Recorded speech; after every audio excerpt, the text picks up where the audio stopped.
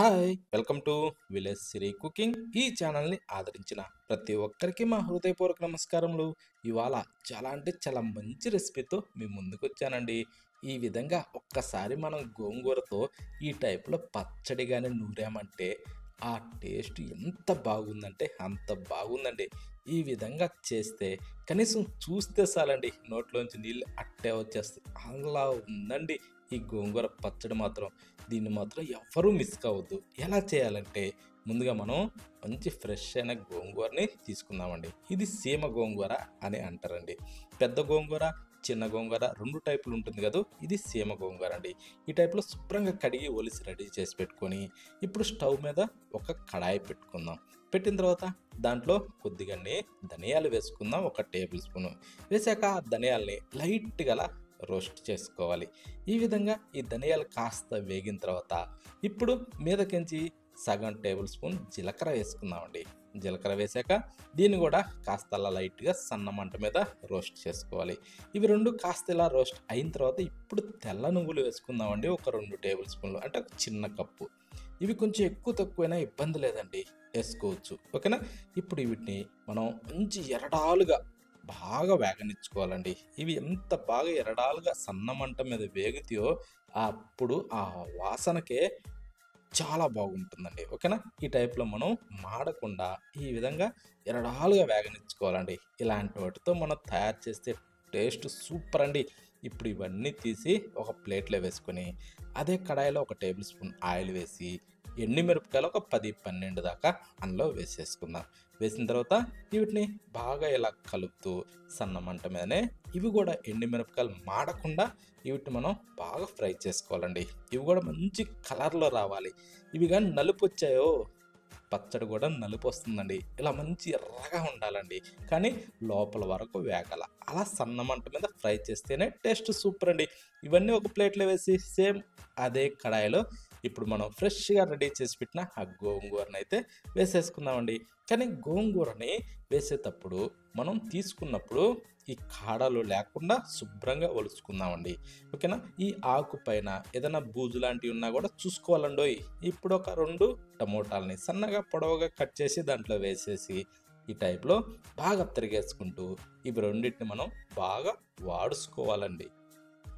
ఇప్పుడు ఏంటంటే ఇది కూడా బాగా సన్నమంట మీద ఇలా కిందకి మీదకి తిరిగేసుకుంటేనే దీన్ని మనం బాగా ఫ్రై చేసుకోవాలండి. మనం ఆకు వేసినప్పుడు బాండి నిండినట్టు ఉంటుంది కదా, ఇలా వాడిపోతే చూడండి అడుక్కైపోద్దండి. ఇది ఇంకా వాడైపోద్ది, ఇంకా అడుక్కైపోద్దండి. కానీ కలపటం మాత్రం ఆపకూడదు, ఎందుకంటే అడుగున అతుక్కుంటుందండి. ఓకేనా. బాండి ఎంతెంత వేడెక్కుద్దో గోంగూర ఎంతంత కరుగుద్దో అంత అతుక్కుంటూ ఉంటుంది. కాబట్టి ఇలా కలుపుతూనే ఈ టైపు బాగా ఫ్రై చేసుకోవాలి. అప్పుడు టేస్ట్ చాలా బాగుంటుంది. ఇప్పుడు స్టవ్ ఆఫ్ చేసి ఒక రోలు సిద్ధం చేసి దాంట్లో ముందుగా ఫ్రై చేసిన ఈ తెల్ల నువ్వులు, ధనియాలు ఇవన్నీ దాంట్లో వేసేసుకునేసి ఇలా మెత్తగా పొడి కొట్టుకోవాలండి. ఈ టైప్లో పొడి వచ్చిన తర్వాత ఇప్పుడు మళ్ళీ ఎండుమిరపకాయలు, అది ఫ్రై చేసిన ఎండుమిరపకాయలని దాంట్లో వేసేసుకునేసి దీన్ని కూడా అలా మెత్తగా పొడి కొట్టేసుకుందామండి. ఎందుకంటే బాగా కరకర అంట ఫ్రై అయ్యి ఉన్నాయి కదా, సింపుల్గా మెదిగిపోతాయండి. ఓకేనా. ఈ టైప్ మెదిగిన తర్వాత ఇప్పుడు వెల్లుల్లి ఒక గడ్డ వరకు దాంట్లో వేసుకుందాం. ఆ తర్వాత 1 టేబుల్ స్పూన్ సాల్ట్ వేసుకునేసి ఇలా ఇప్పుడు మెత్తగా దంచేసుకుందామండి. ఇప్పుడు ఇంకా సాల్ట్ పడింది కదా, సింపుల్గా మెదిగిపోద్దండి. ఈ టైపు మెదిగిన తర్వాత ఇప్పుడు మనం ఫ్రై చేసిన ఆ గోంగూర, టమోటాని దాంట్లో వేసేసుకోవాలి. ఈ ఫ్రై చేసిన గోంగూర, ఈ టమోటాని రెండింటిని దాంట్లో వేసిన తర్వాత కాస్తలా కిందకి మీదకి తిరగేసుకోవాలండి. ఎందుకంటే మనం ముందుగా దంచి ఉన్న ఈ కారం పొడి ఏదైతే ఉందో రోటికి అడుగున అతుక్కుని ఉంటుంది కాబట్టి దాన్ని కాస్త ఇలా స్పూన్తోనే ఇలా కిందకి మీదకి తిరగేసుకునేసి ఈ టైప్లో ఈ పచ్చడిని బాగా కలిసే విధంగా మనం బాగా దంచుకోవాలండి. ఈ విధంగా బాగా దంచిన తర్వాత కాస్త అలా రుబ్బుకుంటే మంచి జిగటతోటి సూపర్గా ఉంటుందండి. ఓకేనా. అది నూరతుంటేనే ఇలా నోట్లోంచి నీళ్ళు వస్తాయి. ఇప్పుడు మీదకించి ఒక ఉల్లిగడ్డని 2 భాగాలుగా కట్ చేసి దాంట్లో వేసేసి ఇలా చితక్క పొడి చేయాలండి. అంటే ఈ టైప్లో పచ్చగా దంచేసేయాలి. అప్పుడు ఇందులోకించి నీరు అన్నది బయటకు వచ్చి ఆ పచ్చడిలో ఇంకా టేస్ట్ చాలా బాగుంటుందండి. ఎప్పుడైనా సరే ఉల్లిగడ్డలు కట్ చేసి వేయకుండా ఈ టైప్లో వేసుకొని దంచాలండి. ఆ రసం అన్నది పచ్చట్లోకి వచ్చి టేస్ట్ అద్భుతం అండి.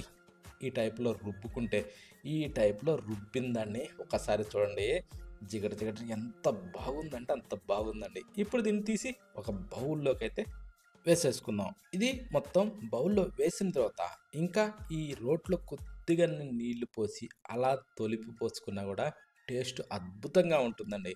ఆ టైప్‌లో కూడా ఇలా రోట్లో దంచేవాళ్ళు ట్రై చేసి చూడండి. చాలా బాగుంటుంది. ఇప్పుడు స్టవ్ ఆన్ చేసి ఒక కడాయి పెట్టి దాంట్లో ఒక 2 గంటెలు ఆయిల్ వేసుకునేసి దాన్ని కాస్త వేడెక్కనిచ్చి తాలింపు గింజలు ఒక టేబుల్ స్పూన్ వేసి ఆ తర్వాత ముక్కలు నలగపొడిసిన వెల్లుల్లి రెమ్మలు దాంట్లో వేసేసుకునేసి కాస్త ఇలా వేగనిచ్చుకోవాలి. ఈ విధంగా వేగిన తర్వాత ఎండుమిరపకాయలు ఒక 3 ఆ తర్వాత ఇంగువ చిటికెడండి. ఓకేనా? ఇంగువ పొడి కూడా పడితే ఆ స్మెల్ వేరే ఉంటుందండి. టేస్ట్ కూడా నోటికి అద్భుతంగా అనిపిస్తుంది. ఇప్పుడు దాన్ని కొద్దిగా కలిపి కరివేపాకేసి ఇలా చిటపటలాడనివ్వాలండి. ఈ విధంగా చిటపటలాడినాక ఇప్పుడు రోట్లో దంచిన ఈ గోంగూర పచ్చడినైతే దీంట్లో వేసేసుకుందాం. వేసిన తర్వాత ఇప్పుడు దీన్ని కాస్తలా మిక్స్ చేసుకోవాలి. ఈ టైప్లో ఇది మొత్తం పల్చబారే విధంగా మనం బాగా మిక్స్ చేసుకోవాలండి. ఈ టైప్లో మిక్స్ చేసేసి వెంటనే స్టవ్ ఆఫ్ చేసుకోవడమే. దీన్ని ఎక్కువ శాతం ఉడికించే అవసరం లేదండి. ఓకేనా? ఆ గోరువెచ్చని అంటే ఆ వేడి నూనెలోనే ఇది సరిపోద్ది. ఈ టైప్లో చేయాలండి. ఈ టైప్లో చేసుకొని గోంగూర పచ్చడి తింటే మాత్రం రుచి అద్భుతమండి. ఈ విధంగా చేసిన వాళ్ళు ఎన్నటికీ మరచిపోలేరండి. ఈ టేస్ట్ మాత్రం నాలుక మీద అలాగే ఆడుతూ ఉంటుంది. ఎప్పుడు గోంగూరను చూసినా ఈ రుచి మాత్రం గుర్తుకొస్తూ ఉంటుందండి. ఖచ్చితంగా గోంగూర కొనుక్కొచ్చి ఈ టైప్లో చేసుకొని తింటారు. అంత బాగుంది.